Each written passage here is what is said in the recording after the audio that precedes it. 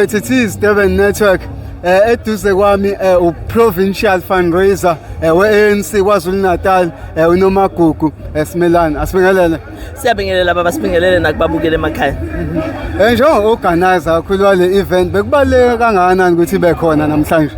Well, you know, njenge-province yaKwaZulu-Natal, we've not had an opportunity yokuthi sithi nasi-launch i-campaign yethu, si-launch kubonakale and send a message to ama-voters of the ANC ukuthi campaign has started, sikhona, we are ready. So the intention program yanamhlanje really was to say sesikhona, si-ready, besizo reveal ifleet yethu ye-province as well ngoba as political parties we use vehicles in all the districts so that sikwazi ukuthi simemezele and so forth. So namhlanje besizo reveal ifleet yethu. Bakhona kade behambe besibuza la endleleni ukuthi besikuphi. Sithi cha besikhona, bahappy ukuthi ANC bathi awukade ANC sekhona, sithi ningadidwa abantu.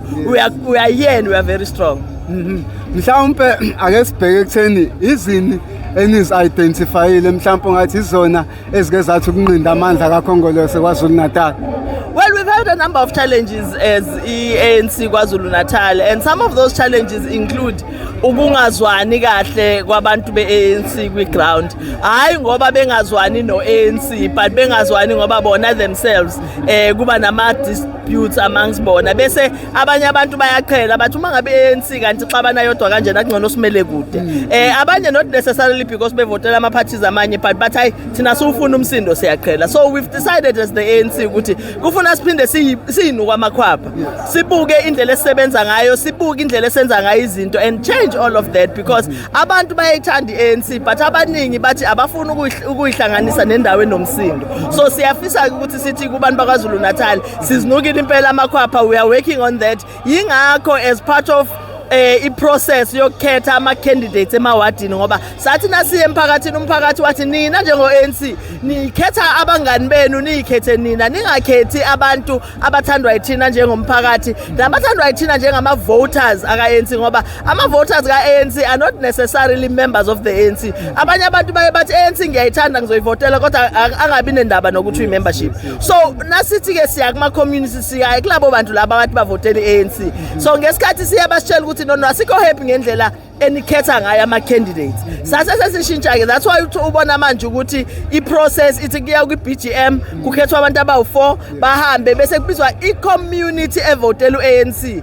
Kuthiwe nina-ke njengama-voters ka-ANC naba abantu esibone ngathi sibahlonzile. Niyabavuma, ubani enithi number 1, uma engekho nibonayo kulabo abawu-4 fakano wenu. So i-process ngempela yomphakathi and uma sekubuyela kwi-BGM, i-BGM isiyotshelwa nje ukuthi hayi umphakathi uthathe lona noma umphakathi umamukele lo benimphakamisile. So into nje enkulu ngempela besibona ngathi i-problem ileyo yokuthi abantu felt ukuthi u-ANC uyaba-isolate awusebenzi nawo. So we are going back to working with abantu. Siyabona ukuthi kunentsha la. Mhlawumbe yini enganinikeza ithemba nogqozi ukuthi abantu abasha u-ex wabo bazofaka u-ANC? Well, abantu abasha they have views. Abantu abasha ama-views abayashintsha.